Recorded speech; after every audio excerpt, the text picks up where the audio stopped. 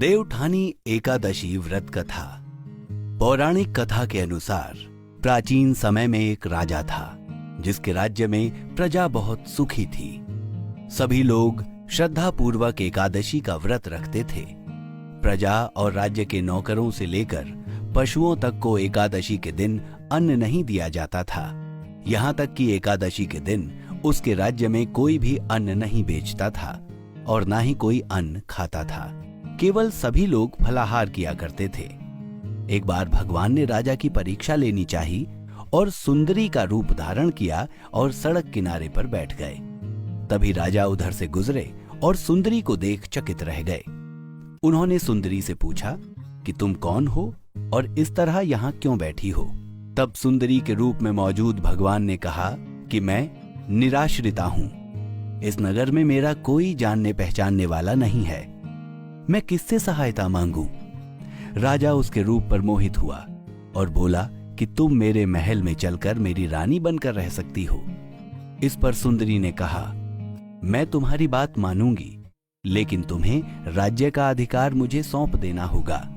इस राज्य पर मेरा पूर्ण अधिकार होगा और मैं जो भी बनाऊंगी तुम्हें वो खाना ही होगा। सुंदरी के रूप पर मोहित राजा ने कहा कि मुझे सारी शर्तें मंजूर हैं। अगले दिन देवउठानी एकादशी का व्रत था, लेकिन रानी ने आदेश दिया कि बाजारों में अन्य दिनों की तरह अन्न बेचा जाए। इतना ही नहीं, घर में उसने मांस मछली आदि भी पकवाए और परोस कर राजा से खाने को कहा। ये देख राजा बोला, रानी आज एकादशी है, इसलिए मैं तो केवल फलाहार ही करूंगा। तब रानी ने राजा को उनकी शर्त की याद दिलाई और बोली, या तो खाना खाओ, नहीं तो मैं तुम्हारे बड़े राजकुमार का सिर काट दूंगी। राजा ने अपनी स्थिति राजकुमार की मां और बड़ी रानी से कही तो बड़ी रानी बोली, महाराज आप धर्म ना छोड़िए और बड़े राजकुमार का सिर दे दीजिए। पुत्र तो फिर मिल जाएगा, लेकिन धर्म की हानि ठीक नहीं। इसी दौरान बड़ा राजकुमार खेल कर आया और अपनी मां की आंखों में आंसू देख उसने रोने का कारण पूछा।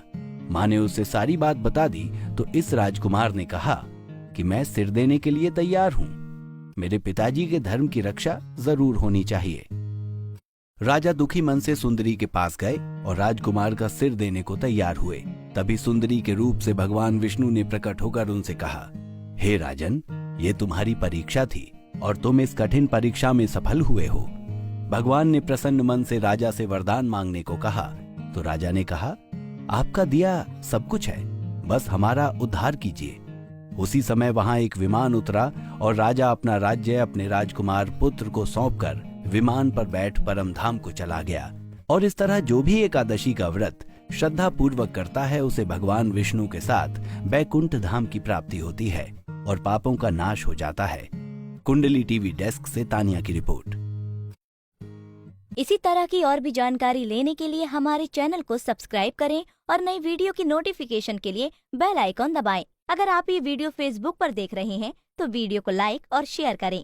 साथ ही अपनी राय कमेंट बॉक्स में जरूर बताएं। धन्यवाद।